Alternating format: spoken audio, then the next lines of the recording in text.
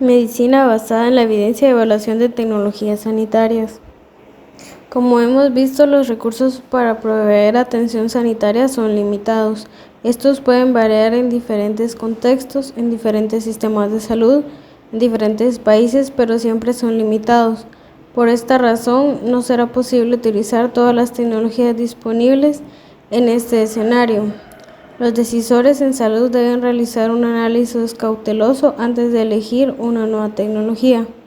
La ETS se desarrolla para ayudar a los financiadores del sistema de salud y los tomadores de decisiones a seleccionar una determinada tecnología, teniendo en cuenta las características de la tecnología en contexto del sistema de salud, la población, el costo de oportunidad, el impacto a futuro, las consecuencias psicológicas y otros aspectos tecnológicos. Una vez que los decisores y los investigadores han decidido evaluar una tecnología, la primera pregunta que surge es si esta es útil y segura. Como ya vimos, los investigadores recurren a la MBE para determinar si la tecnología que se está evaluando es útil, si los beneficios son importantes o se limitan a resultados intermedios, poco significativos si se ha comparado con otras tecnologías utilizadas. Hasta el momento, si los resultados obtenidos se podrán aplicar en la población de interés y otros aspectos que se pueden relevar de los estudios publicados en la literatura científica. En los estudios de investigación, los resultados de la aplicación de una tecnología pueden ser expresados de diferentes formas. Nos determinamos en la eficiencia y efectividad. Eficiencia es el efecto producido por la variable a evaluar con la intervención es aplicada en condiciones ideales. Efectividad es el resultado obtenido cuando la intervención es aplicada en condiciones habituales. Si recordamos lo visto en la clase de toma de decisiones, la eficacia es el factor producido en la variable a evaluar con la intervención es aplicada en condiciones ideales. Por ejemplo, mediante un ensayo clínico controlado aleatorizado. En las tecnologías terapéuticas, la variable a evaluar puede ser la disminución de la glucemia, el grado de estenosis coronaria, la obstrucción del flujo aéreo de mortalidad o la presencia de síntomas, entre otras. En los estudios sobre tecnologías diagnósticas, la variable suele ser expresada en términos de sensibilidad específica, valor predictivo positivo, valor predictivo negativo o conciencia de probabilidades. Siguiendo los ejemplos anteriores, la efectividad será observada la disminución de la glucemia de los pacientes individuales utilizando un medicamento en su condición habitual, sin actuar sobre otras variables que se le controlan en situaciones experimentales. Controles más seguidos, control sobre la ingesta de los comprimidos, control sobre la dieta, controles sobre la actividad física, control sobre otros medicamentos, etc. La MBE intenta determinar el mérito clínico absoluto y relativo de las intervenciones. Su pregunta fundamental es: ¿este tratamiento funciona? ¿Cuál es el mejor tratamiento para este paciente o para este tipo de paciente? Para poder realizar una ETS es necesario identificar los estudios científicos que hayan evaluado la tecnología en cuestión, valorarlos críticamente, extraer los resultados y realizar una recomendación para la práctica. ¿Qué es la medicina basada en la evidencia?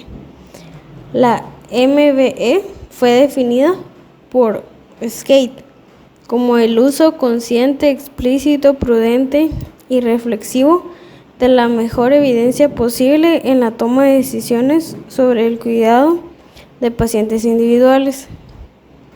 Con el tiempo su uso se ha extendido también a otras aplicaciones más allá de la decisión ante un paciente individual, como por ejemplo la evaluación de guías de práctica clínica o de formularios de medicamentos basados en la evidencia.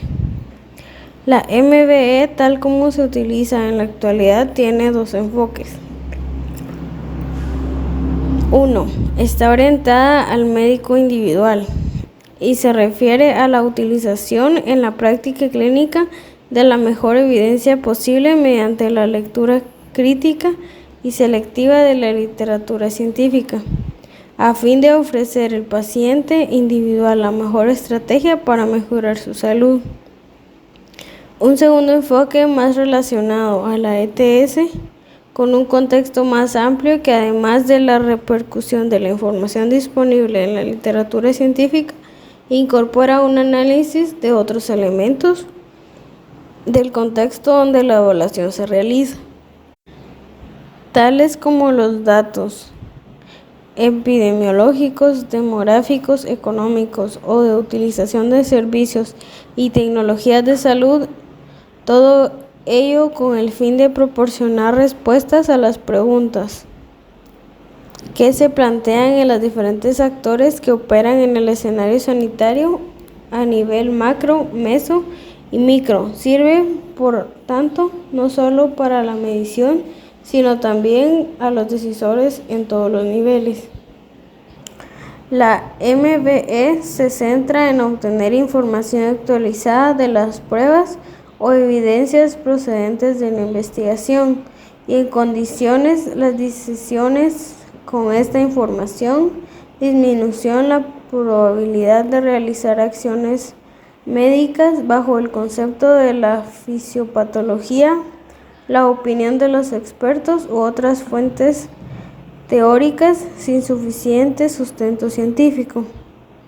Relación entre MBE y ETS. Una gran dificultad en la evaluación de las tecnologías en la salud es la escasez de evidencia clínica y económica, incluso referente a datos epidemiológicos considerados como rutinarios. Por lo general, cada vez que emerge una nueva tecnología, deben llevarse a cabo estudios para obtener datos de su eficacia y seguridad, tanto para que sea aprobada por las agencias y organismos de control de tecnologías, como para que puedan ser incorporados al sistema de salud. Sin embargo, las tecnologías se usan de forma progresiva y tienen grandes consecuencias en el uso de recursos y muchas veces existe poca información sobre la eficacia real de la tecnología y el consumo de recursos que ésta implica.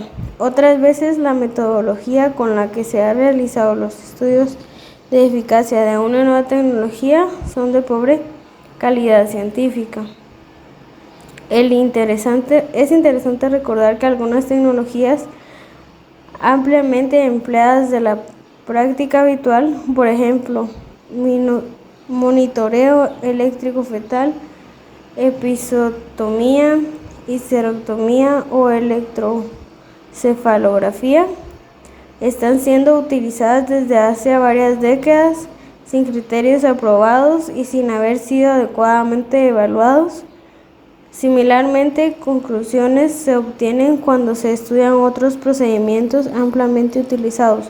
Por ejemplo, en un análisis sobre la evidencia de la efectividad y el costo-efectividad de 10 técnicas mínimamente invasivas, se incluyó que, aunque estas técnicas eran potencialmente efectivas y costo-efectivas, la evidencia de sus ventajas sobre las técnicas convencionales seguía siendo muy escasa. La ausencia de estrategias de ETS obstaculiza el desarrollo de la innovación costo-efectividad en la práctica médica. En muchos casos se incorporan algunas tecnologías por mecanismos de presión, marketing, los propios pacientes, políticas, etc. En un plazo muy corto de su aparición, impidiendo un análisis exhaustivo de su efectividad y seguridad. El interés por las ETS ha recibido impulsos de varias corrientes de investigación y sistemas de salud, ya que en 1972 Archie publicó Efectividad y Eficiencia, reflexiones aleatorias sobre los servicios de salud. En este título se constataba de una gran parte de la práctica clínica habitual carecía de la evidencia sobre su efectividad todavía hoy. Uno de los problemas generales de los servicios de salud es que la evidencia en que se basan muchas de las decisiones es escasa y débil.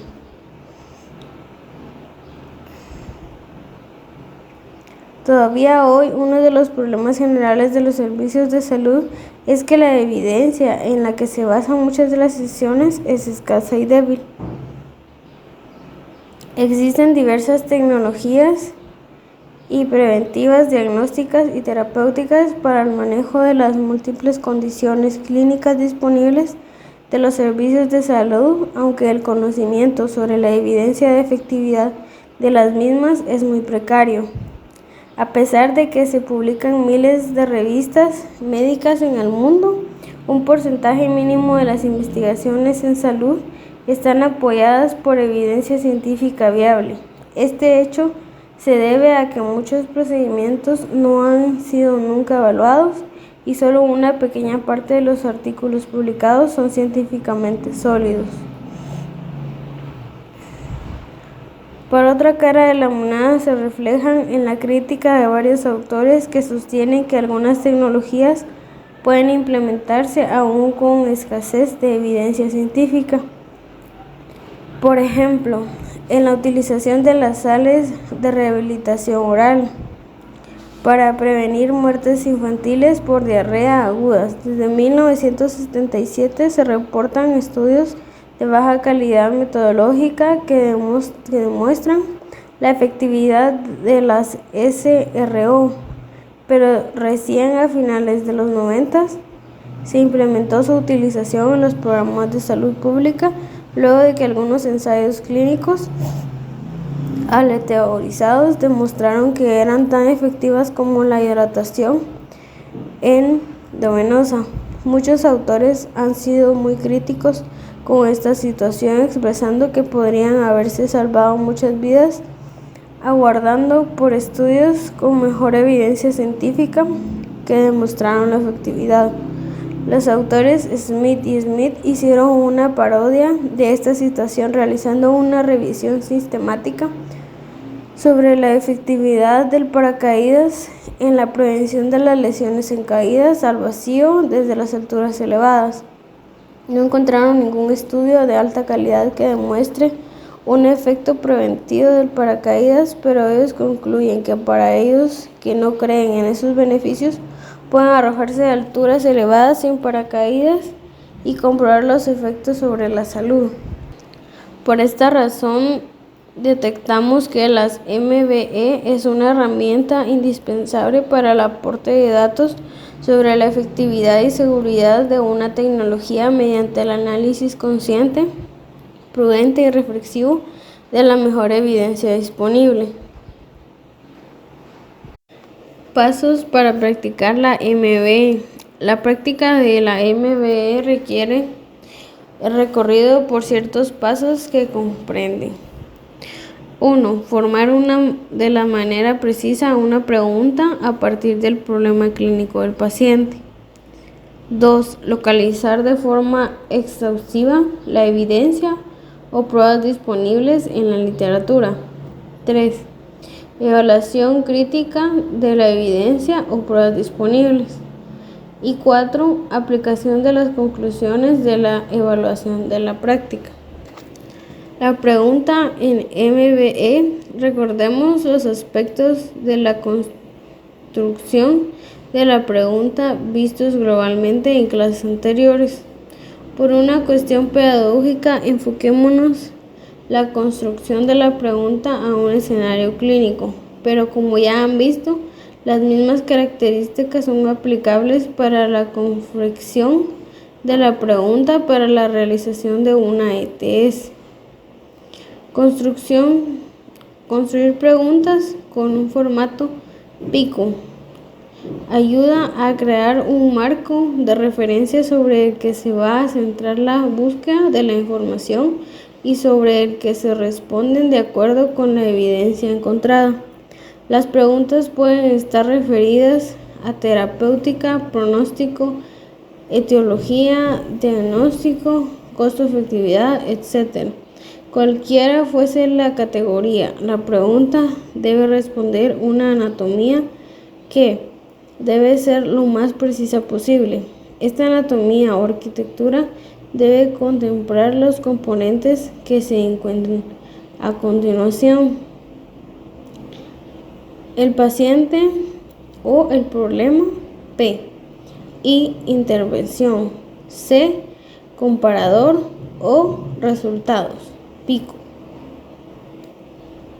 El paciente o la población deben defenderse claramente y con precisión. Sin embargo, no es conveniente estrechar en exceso la definición porque se corre el riesgo de fracasar en la búsqueda.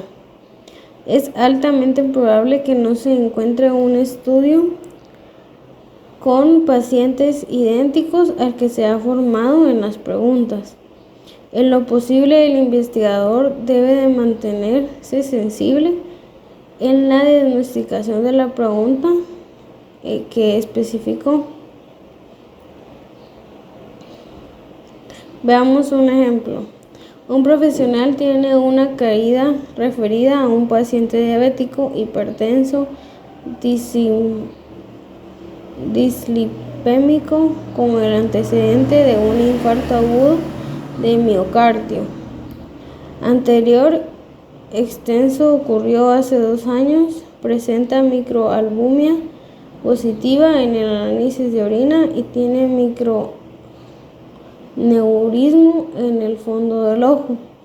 El profesional quiere saber si el control estricto de la glucemia disminuirá el riesgo de muerte de este paciente. En rigor de verdad, la definición de la primera parte de la pregunta sería: paciente diabético con hipercolesterolemia, hipertensión, microalbumia y retinopatía que ha sufrido un infarto anterior. Esta sería la definición precisa si el investigador es muy específico.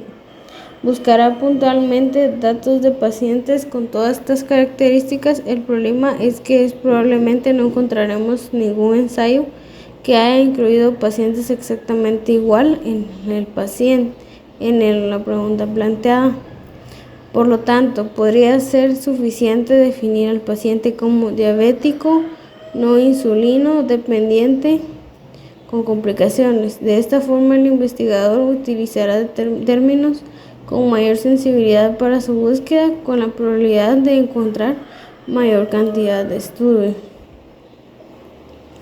Intervención o factor de exposición. La intervención o el factor de exposición también deben definirse claramente, ya que querríamos saber si el tratamiento produce tal o cual efecto o no. Se puede interesar una familia de drogas, o tal vez queremos saber si dosis altas o bajas de un mismo fármaco producen efectos similares, o bien la intervención de intereses podrían ser el ejercicio físico de una dieta. La intervención puede ser un estudio diagnóstico o tecnologías destinadas a mejorar el propósito de los pacientes. Del mismo modo, debemos definir si no son de interés comparativo una tecnología con otra. Por ejemplo, nos interesa saber si los antagonistas de receptores de angiotensina reducen la mortalidad de una insuficiencia cardíaca al menos tan eficazmente como los inhibidores de la enzima convertidora de angiotensina. Comparación entre dos familias de la misma medicina. O nos interesa saber si el bupropión aumenta la tasa de abandono del cigarrillo en menor proporción que el placebo. Comparación contra el placebo. En el primer caso se puede objetivar el principio de no inferioridad, o sea, la nueva medicina busca ser al menos tan eficaz como otras utilizadas para ese mismo tratamiento. En el segundo caso, se compara contra el placebo, una medicina sin principio activo. Si bien es importante que la medicina demuestre que es mejor que el placebo, lo ideal es que sea mejor o igual que otras o intervenciones utilizadas habitualmente. Supongamos que deseamos saber si los valores bajos de ferritina son utilizables para el diagnóstico de la anemia ferropénica en los ancianos. Lo ideal es que el estudio sea comparado con el estudio estándar. Para el diagnóstico, en este caso sería la punción de médula ósea. En algunos casos de estudio estándar es riesgoso o cruento, por lo que la comparación puede hacerse con la evolución del paciente. Por ejemplo, necesitamos conocer si es útil la tomografía multicorte para el diagnóstico de tromboembolismo pulmonar. El estudio estándar para el TEP es la angiofrina. Muchas veces este estudio no puede realizarse, no está disponible, el paciente tiene riesgos para el procedimiento, etc. Por lo que la comparación se hace con la evaluación de los signos y los síntomas con el paso del tiempo. Se objetiva con el seguimiento estricto del paciente y el desarrollo de la enfermedad clínica que no puede ser explicada por otras cosas. En los estudios diagnósticos utilizados para realizar rastreos, primero suele probarse la tecnología en pacientes enfermos para luego poder utilizarse en la población en general. Por ejemplo, los anticuerpos antitransaminasa para la detección de la enfermedad célica primero se ha probado en pacientes que tienen diagnóstico de esta enfermedad conformado por la biopsia del duodeno. Evaluación de los resultados. Es crucial que el resultado de interés esté claramente definido, siendo un error muy frecuente preguntarse si tal o cual medicina es mejor que otra. Sin embargo, esta formulación del resultado es mejor puede llevar a errores graves de interpretación. Es importante definir qué nos interesa. Los resultados sobre la efectividad y la seguridad pueden arrojar algunas medidas de efecto más blandas inherentes a la tecnología, disminución de riesgos relativos, sensibilidad y especificidad. Pero las ETS son más importantes aquellas medidas más duras como mortalidad, sobrevida con enfermedad versus sobrevida sin enfermedad, recibida o recuperación de una enfermedad, calidad de vida o eventos adversos. Por ejemplo, si nos interesa saber si los inhibidores de la enzima convertidora de angiotensina baja la presión en mayor medida que la tisaída. En esta situación el resultado es bajar más la presión. En cambio, si queremos evaluar si en alguna decisión de presión las tiazidas son más económicas, el resultado aquí es cuántos pesos es necesario gastar por cada miligramo de descenso de la tensión arterial. Pero puede ser que solo nos interese si disminuye de forma equivalente el riesgo de accidente cerebrovascular, mayor siendo en este caso el resultado preventivo de ACV mayor.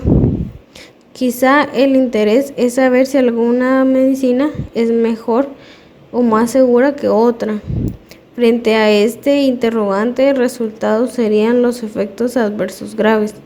Un ejemplo de esta situación es la vacuna contra el rotavirus. Luego de que la vacuna oral se implementara masivamente, la OMS detectó varios casos de insuspensión intestinal.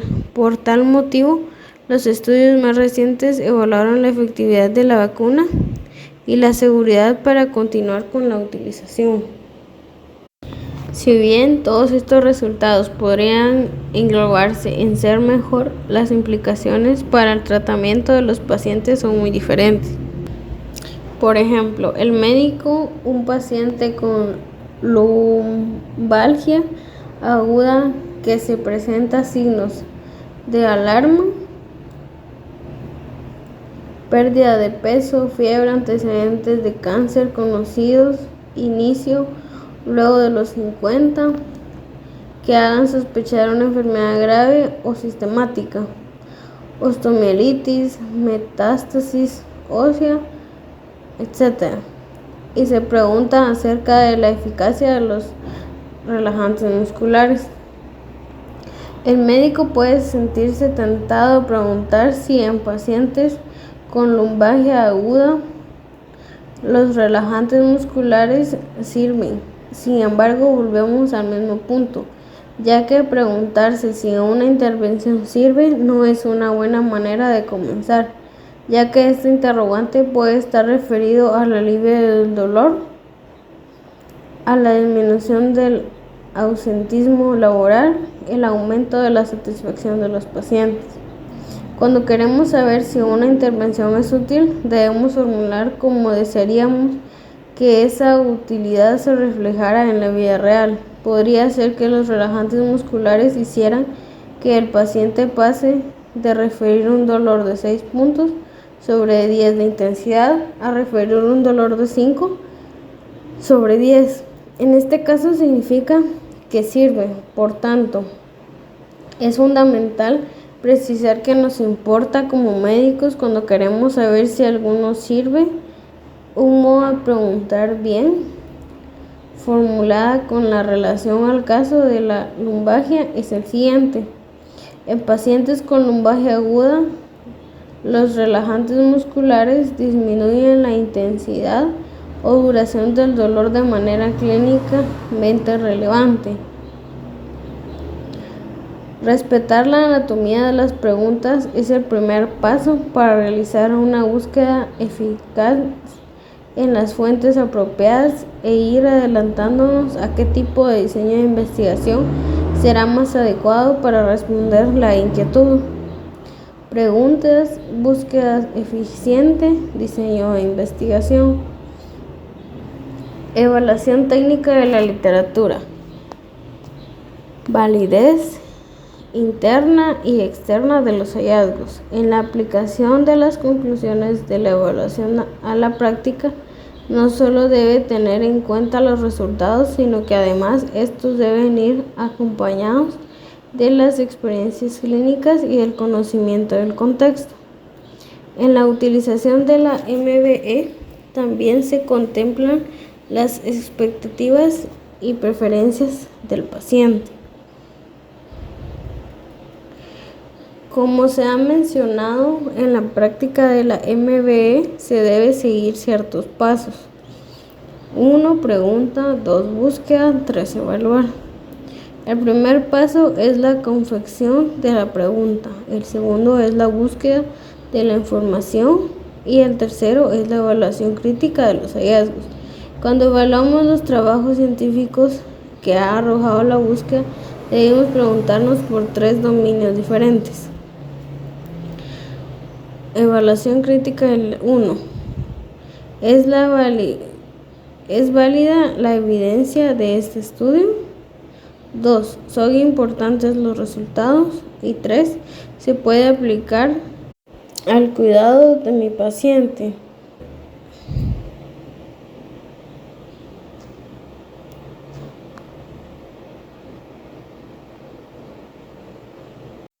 ¿Son válidos los resultados? La primera pregunta hace referencia a cuán cerca de la verdad se encuentran los resultados. Al hablar de validez de los resultados, hacemos referencia a la validez interna. el estudio y esto se asocia a la metodología con la que se desarrolló el estudio. Aquellos estudios que son metodológicamente más robustos son los que tienen mayor validez interna.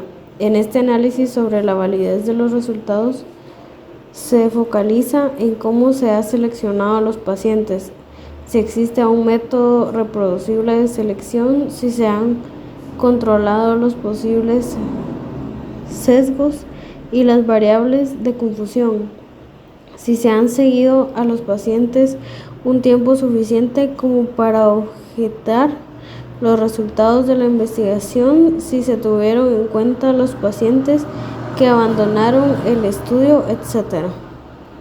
2. ¿Son importantes los resultados? Con la segunda pregunta, ¿son importantes los resultados? Queremos saber la magnitud de los hallazgos. Por ejemplo, si una medicina disminuye el riesgo de infarto, ¿por cuánto lo disminuye? Si un factor de riesgo aumenta el riesgo de ACV, ¿cuánto lo aumenta? ¿Al doble? ¿Al triple? 3. ¿Puede aplicarse a la situación que me he planteado? Si el estudio es válido y los resultados importantes, recién ahí nos preguntamos si lo podemos aplicar en nuestro escenario particular. ¿Y a quién debemos preguntarnos? Si la población a la cual queremos extrapolar las conclusiones es similar a la población en la que se ha probado la intervención.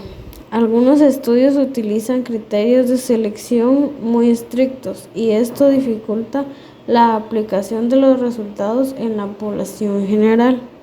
Por ejemplo, si el estudio se hace en presidiarios que ingresan al estudio para disminuir años de condena o en soldados de la Antártida, es muy probable que los resultados en el estudio sean los mismos que podamos obtener en nuestros pacientes.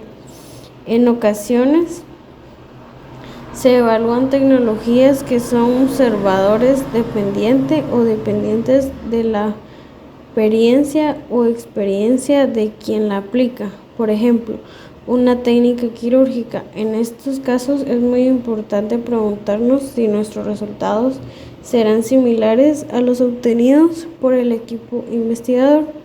¿Son tan buenos nuestros cirujanos? ¿Son tan expertos nuestros endoscopistas? La factibilidad de extrapolar los resultados a la población se denomina validez externa al estudio. La validez interna, la correcta realización de los estudios, es una condición necesaria, pero no suficiente para garantizar la validez externa. Es decir, un estudio bien hecho no necesariamente podrá aplicarse en nuestra realidad. Ahora bien, si la validez interna está comprometida, seguro no se podrá aplicar. Niveles de evidencia, sistema grande para categorizar la evidencia científica. La evidencia científica generada a partir de las investigaciones presenta diferentes calidades. La calidad de la evidencia científica está dada por la fortaleza inherente al tipo de diseño empleado en el estudio y la validez interna del mismo. Cuando se realiza una recomendación para el cuidado de la salud, es necesario ser explícito en el nivel de evidencia en el que se basa dicha recomendación. Existen diversos sistemas de evaluación de la evidencia. En algunas ocasiones los sistemas de evaluación no son demasiado transparentes en los pasos que realizan para clasificar la evidencia. Por tal motivo, cuando se utilizan estos sistemas de evaluación o clasificación de la evidencia en guías de práctica clínica o manuales terapéuticos, podemos encontrar dificultades en la interpretación de la evidencia que sostiene y apoya una recomendación. Un sistema para clasificar la calidad de la evidencia y graduar la fuerza de las recomendaciones debe ser sencillo y explícito. Un grupo internacional de elaboradores de guías de práctica clínica y epidemiólogos ha elaborado una propuesta que tiene como objetivo consensuar un sistema común que supera la limitación detectadas hasta el momento en el sistema previo. Este grupo de profesionales contribuye al gremio de trabajo GRADE, Grading of Recommendation Assessment, Develop and Evaluation. El sistema GRADE se utiliza desde hace unos años por diferentes instituciones elaboradoras de guías o agentes de formular recomendaciones de salud. Asimismo, su enfoque, que también se está utilizando en la evaluación de la calidad, en las revisiones sistemáticas de la colaboración Cochrane. El sistema GRADE tiene algunos aspectos diferentes. 1. Categorizar las variables de resultados y su importancia relativa. 2. Evaluar la calidad de la evidencia en cuanto a categoría para cada una de las variables de resultados y después de calidad global de la evidencia. 3. Gradúa la fuerza de las recomendaciones en dos únicas categorías: recomendaciones fuertes o débiles.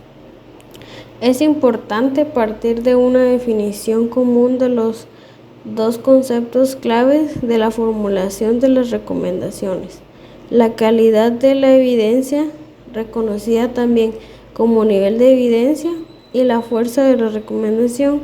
El sistema GRADE propone las siguientes definiciones. Calidad de la evidencia.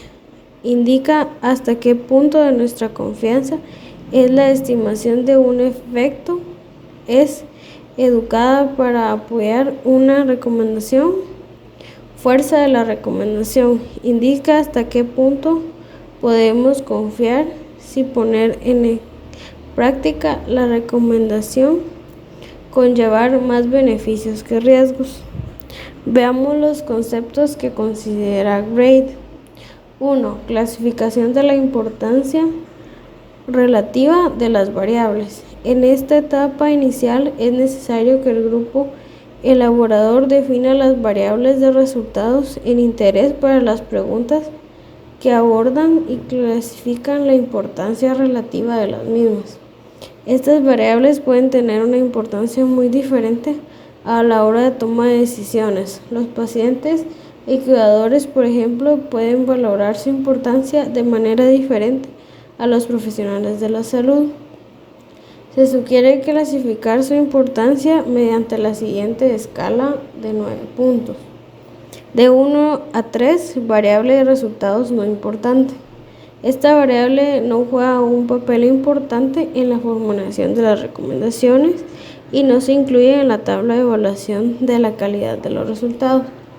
De 4 a 6, variable de resultados importante, pero no clave para la toma de decisiones.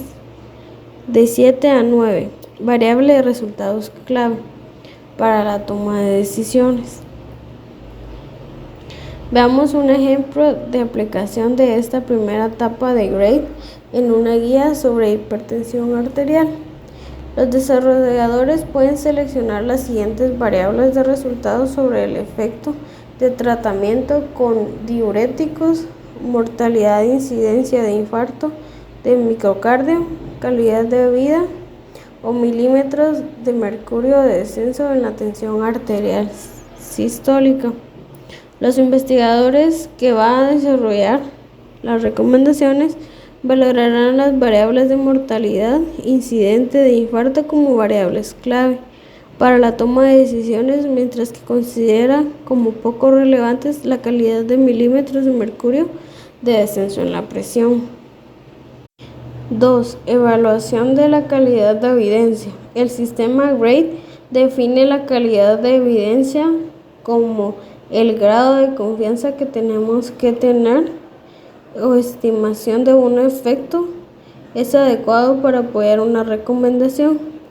La etapa de la evaluación de la calidad de este sistema se realiza para cada una de las variables de resultado, de forma que cada variable puede presentar distinta calidad dependiendo del número de estudios y sus características. Inicialmente, la evaluación de la evidencia comienza por considerar el diseño de los estudios y su educación para responder a cada tipo de pregunta. En este caso, los rayos clínicos aleatorizados (ECAs) corresponde entrada a calidad alta y las observaciones como calidad baja. Más allá de estas categorizaciones genéricas, los ECAs y los estudios observacionales también pueden tener distintos niveles de evidencia. Por ejemplo, un ECA que no determina cómo se ha aleatorizado a los pacientes a recibir uno u otros tratamientos. No especifica si los pacientes sabían el tratamiento que estaban recibiendo y no especifica las pérdidas de pacientes en el estudio. Tienen una calidad baja dentro de los ECA y podrían casi compararse con un estudio observacional metodológicamente sin desarrollo. Finalmente, la calidad de la evidencia será valorado como alta, mediana, baja y muy baja, categorías que representan el gradiente de confianza en que la estimación del efecto observado es cierta. Aspectos que pueden disminuir la calidad: limitaciones en el diseño o la ejecución, ausencia de ocultamiento de la secuencia de aleatorización, enmascaramiento inadecuado, pérdidas de seguimiento, importes ausentes de análisis por intención de finalización perpetua del estudio por razones de beneficio. Resultados inconscientes: la estimación muy diferente del efecto del tratamiento, heterogéneo o variabilidad en los resultados entre los estudios disponibles, sugieren diferencias reales en dichas estimaciones. Estas pueden deberse a diferencias en la población, la intervención, las variables de resultado o la calidad de los estudios. Cuando exista heterogeneidad y no se identifica una potencial explicación, la calidad disminuye. Ausencia de evidencia directa. Puede presentarse en varias circunstancias, por ejemplo, por ausencia de comparación directa entre dos tratamientos. La evidencia disponible puede prevenir una comparación indirecta de cada uno de ellos, como ocurre en el caso del tratamiento quirúrgico del cáncer de próstata, donde las tasas de complicaciones de la cirugía robótica obtenidas estudios descritos se compararon con las tasas de la cirugía convencional a cielo abierto, obteniendo de estudios observacionales y ECAs con largo tiempo de seguimiento.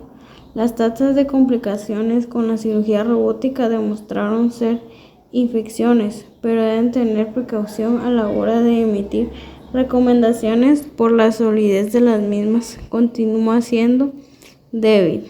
La idea sería comparar ambas técnicas en una ECA, sobre todo porque la cirugía convencional ha demostrado disminuir la mortalidad comparado con la vigilancia, mientras que la cirugía robótica no la ha demostrado, debido a que el diseño de los estudios realizados no lo han permitido. Otras situaciones es la extrapolación de los resultados de un estudio con un determinado fármaco. El resto de los fármacos de la misma familia, en ausencia de un efecto de clase demostrado, también se considera evidencia indirecta. Por ejemplo, algunas estatinas demostraron disminuir la mortalidad en general, otras demostraron en pacientes sin eventos cardíacos, otras demostraron disminuir los eventos cardíacos en prevención primaria y otras en prevención secundaria. Algunas estatinas solo demostraron disminuir los niveles de colesterol. Sin embargo, muchas veces en la práctica se puede interpretar que al disminuir los niveles de colesterol, todas las estatinas podrían tener efectos sobre la prevención de eventos cardiovasculares y la mortalidad. aunque esto no se sustenta con evidencia científica. Por último, la forma más clásica de evidenciar directa se da cuando existen grandes diferencias entre la población, donde se aplica la técnica. Por ejemplo, la vitamina C demostró tener algunos efectos preventivos con el desarrollo de cuadros gripales en ambientes del Ártico y en soldados con alto entrenamiento. Exploraron estos resultados a la población en general, resultado controvertido. Imprecisión: cuando los estudios disponibles incluyen relativamente pocos eventos o pocos pacientes y por tanto presentan intervalos de confianza amplios, la evidencia puede considerarse como de menor calidad. Sesgo de notificación: la calidad y por tanto nuestra confianza puede disminuir si se siente la duda razonable de que los autores no han incluido todos los estudios o todas las variables de resultados relevantes. Esto puede ocurrir, por ejemplo, en el caso de disponer de pocos ensayos de pequeño tamaño finalizados por la industria desarrolladora de la tecnología.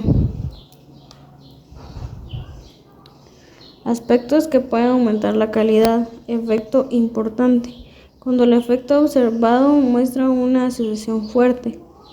Riesgo relativo: más 2 o menos 0.5, o muy fuerte, más 5 menos 0.2, y consiste basado en estudios sin factores de confusión. Podemos considerar la calidad como moderada o incluso alta. Desde 1775, Percy y su nieto Henry observó que en los limpiadores de chimeneas el cáncer de escroto era 200 veces más frecuente que en la población en general. Muchos años más tarde se conoció la potencialidad cancerígena de los hidrocarburos, pero al ser el efecto tan importante, solo bastó con la simple observación para determinar que ser deshollinador aumentaba el riesgo de cáncer escrotal en forma significativa. La presencia de una gradiente dosis-respuesta. Esta situación se observa con mayor frecuencia en la utilización de medicamentos o tratamientos con quimioterapia y podrían entenderse en forma similar al ejemplo anterior. Situaciones en las cuales todos los posibles factores confundidores podrían haber reducido el efecto observador. Supongamos que encontramos un estudio descriptivo que informa que las personas que toman café tienen mayor frecuencia de infartos y miocardio, mientras que las personas que toman mayor cantidad de café también fuman y más tienen una peor alimentación, además son más sedentarias. Todos estos factores se asocian con mayor posibilidad de infarto, por lo que si no se considera y se ajustan, actuarían como confundadores del efecto observado. La aleatorización que se realiza en los ECAs es una de las herramientas más importantes para disminuir al mínimo la presencia de confundadores. Graduación de la fuerza de las recomendaciones. La fuerza de una recomendación refleja hasta qué punto podemos confiar en que la respuesta es práctica de la recomendación. Conlleva más beneficios que riesgos, teniendo en cuenta sobre la población que se aplicará. En relación a dos estrategias terapéuticas, refleja hasta qué punto podemos confiar en que existe un beneficio neto a favor de ellas. Recomendaciones en este sistema es más simple que en otros sistemas, ya que solo demostrará que dos categorías, recomendaciones fuertes o débiles, ambas pueden ser a favor o en contra de una determinada intervención. En el caso de una recomendación fuerte, el grupo elaborador confía en que los factores beneficiosos superan a los perjudiciales. En el caso de una recomendación débil, concluye que los efectos beneficiosos de llevar a cabo la recomendación probablemente supera a los perjudiciales, aunque no está completamente seguro. Balance entre beneficios y riesgos. Por ejemplo, los corticoides inhalados en el asma moderado o grave presentan importantes beneficios en términos de una reducción del número y gravedad de las exacerbaciones junto con bajo riesgo de efectos secundarios sistemáticos. Sin embargo, en niños pequeños con sibilancia recurrentes el balance es más incierto y su uso debería evaluarse individualmente. Por tanto, en el primer ejemplo sería más adecuado una recomendación fuerte y en el segundo una débil. Calidad de la evidencia. Antes de formular una recomendación es necesario conocer nuestra certeza sobre la estimación del efecto observado. Si la calidad de la evidencia no es buena, a pesar de que la magnitud sea importante, disminuirá nuestra confianza y por tanto la fuerza con la que realizamos una recomendación. Recomendaciones fuertes con estudios observacionales. La evidencia sobre la eficacia de la colchinasa para el tratamiento de la gota aguda proviene del estudio observacional. Este tipo de diseños de estudio es en un principio considerado de calidad baja, no obstante, el efecto de su administración es tan importante y rápido que aumenta de manera muy importante nuestra confianza en su efecto-beneficio. El balance riesgo-beneficio es muy favorable. Que resulte altamente recomendable, recomendación en este caso es claramente una fuente a favor.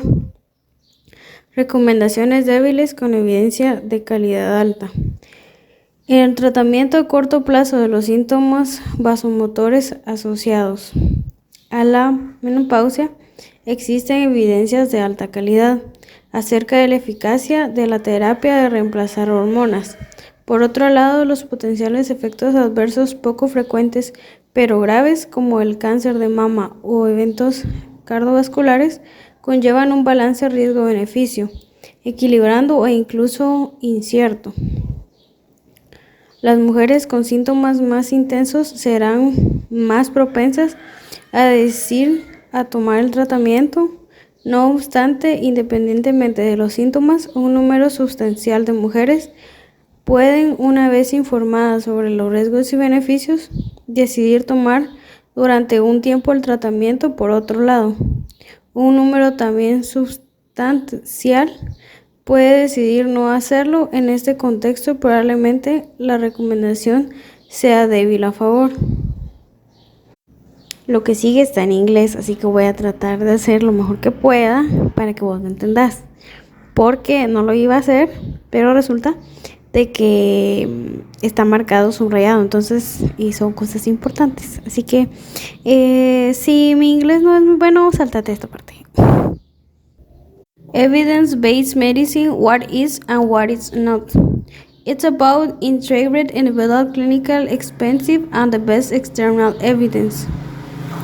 Evidence-based medicine whose physical origin and stands back to 19th century Paris and here remains a hot topic for clinical public early practice, purchase plans, and the public. There are not frequent workshops in how to practice and teach it. Undergrad and postgrad training programs are incorporating. British Centers for Evidence-Based Practice have been established or planned in adult medicine, child health, surgery, pathology, pharmacy, nursing, general practice, and dentists. The Children's Collaboration and British Center for Review and Admission in York are preparing system review for the effects of health care. New evidence-based practice journals are behind launch and it will become topic in late media. But euthanasia has been mixed with some negative reaction. Criticisms are range for the evidence-based medicine behind all, had it behind a dangerous innovation preparation it by the arrogant to severe cost cut and suppress clinical freedom. As evidence-based medicine continues to evaluate and adopt. Now is unself time to refine discussion for what is and what is not. Esto es lo que está subrayado. Evidence-based medicine is the concision, expansion, and judicious us for current best evidence. It makes decisions about the care of individual patients. The patient practice of evidence-based medicine means integration individual clinical expensive with the best available external clinical evidence. For the systematic research by individual clinical expression, we mean the profession and the judgment that individual clinicals acquires through clinical experience and clinical practice. Increase through expensive is reflected in many ways, but special is more effective and efficient diagnostic and is the most thoughtful identification and compassionate use of individual patient predictions right and preferred in making clinical decisions about their care. By the best available external clinical evidence, we mean clinical relevant research from the basic science of medicine, but especially from patient-centered clinical research in the accuracy and precision of the diagnostic test. The power of the prognostic marks of the efficiency and safely the therapeutic rehabilitate and prevent regimens. External clinical evidence, but invalidates previously accepted diagnostic tests and treatments and replace them with the new ones that are more powerful, more accurate, more efficacious, and safe. Good doctors use both individual clinical expensive and the best available external evidence, and they are alone so.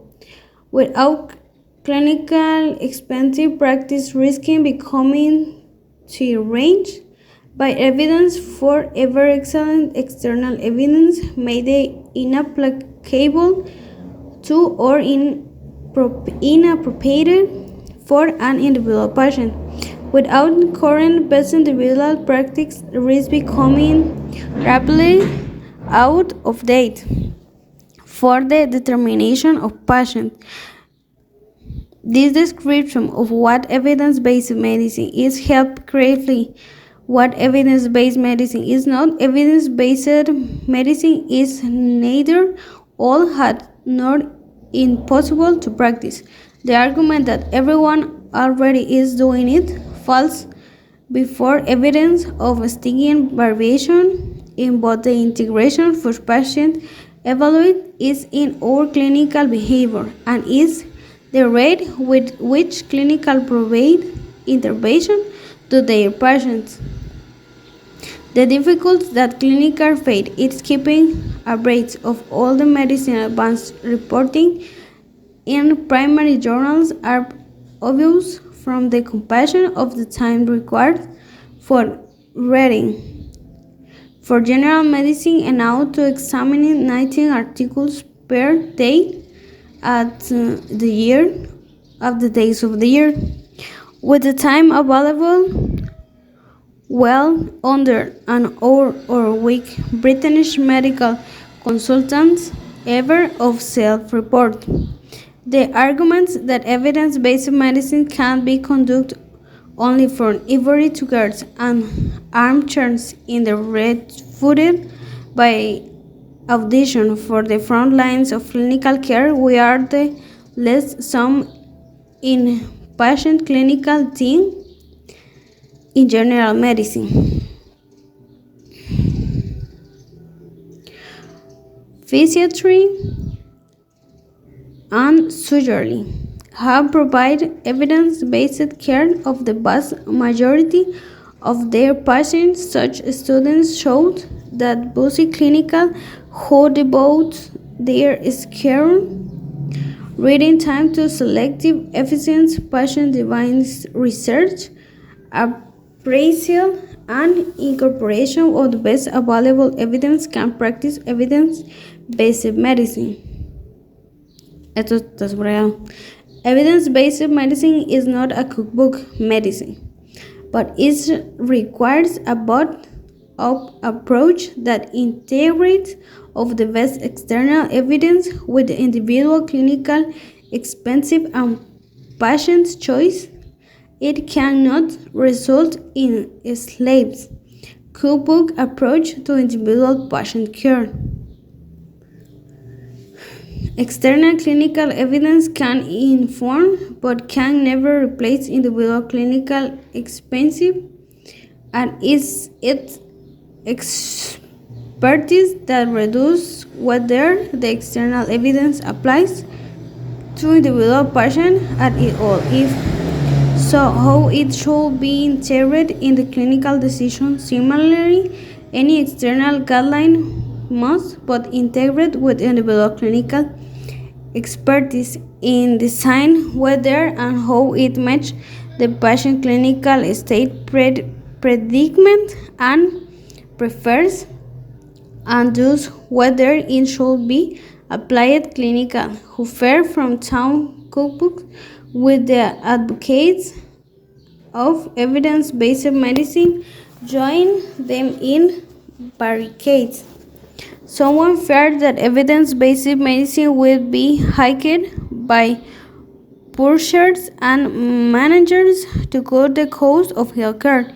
This would not only be a minus of evidence-based medicine, but suggests a fundamental misunderstanding of finally consequence.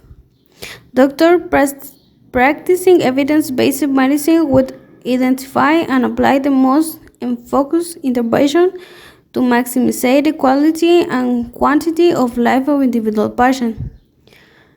This is a raised rate that lowers the cost of their care. Evidence-based medicine can restricted to randomized and trends and meta-analysis.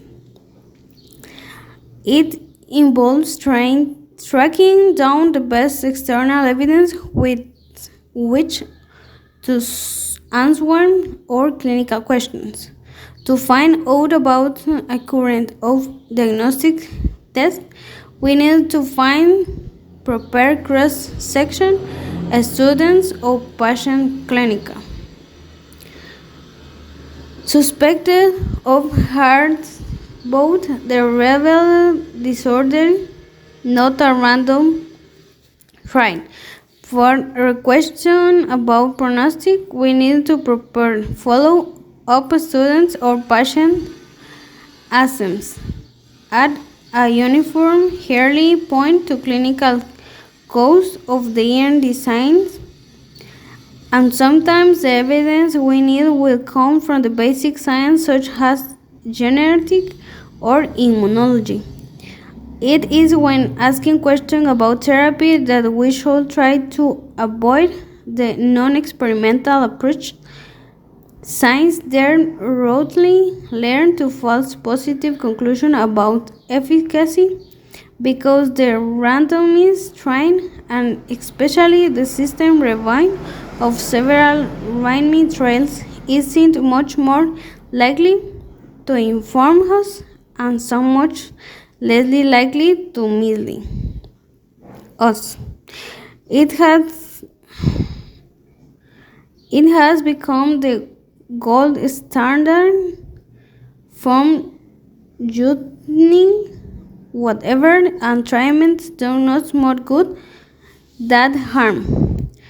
However, some questions about therapy do not require randomized trials or can't wait for the trials to be conducive.